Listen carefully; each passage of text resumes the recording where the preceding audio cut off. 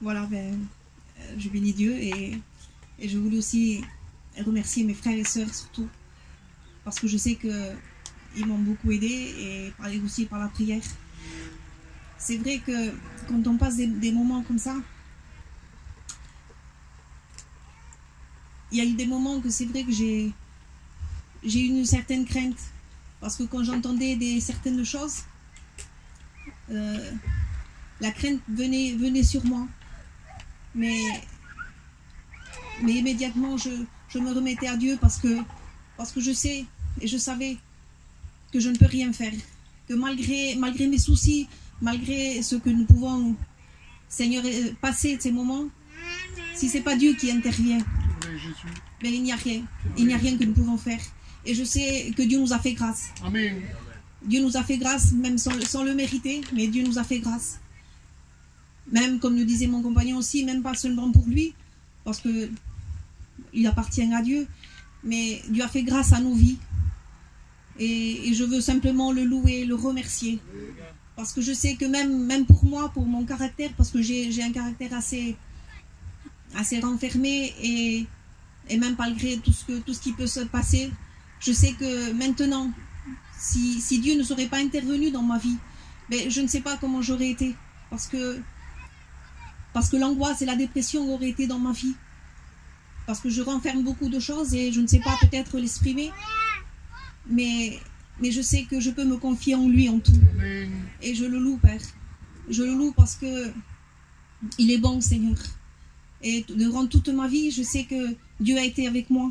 Malgré mes doutes, malgré, c'est vrai, des fois, des incertitudes. Mais j'ai senti la bénédiction de Dieu. Et parce que des fois aussi... Et j'aime souvent à le dire parce que étant jeune aussi, j'avais une dépression très, très grande parce que j'avais très peur de quelque chose qui est peut-être naturel pour certaines personnes. Et je l'ai souvent dit et je le répète, mais j'avais très peur de la mort parce que je n'admettais pas. Je n'admettais pas l'anéantissement. Je n'admettais pas qu'il n'y ait plus rien. C'était pas simplement de mourir, mais qu'il n'y ait plus rien. Et ça je ne pouvais pas l'admettre. Ça m'a commencé, j'étais très petite.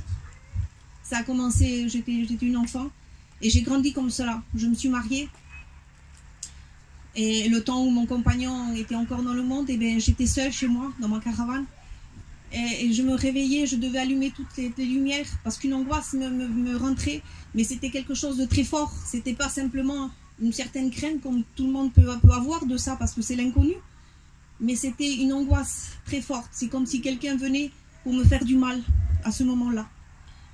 Et le jour où Dieu s'est fait connaître à nos vies, j'allais aux réunions. Au début, j'allais pour lui faire plaisir parce qu'il s'était converti, c'était vraiment des ténèbres à la lumière.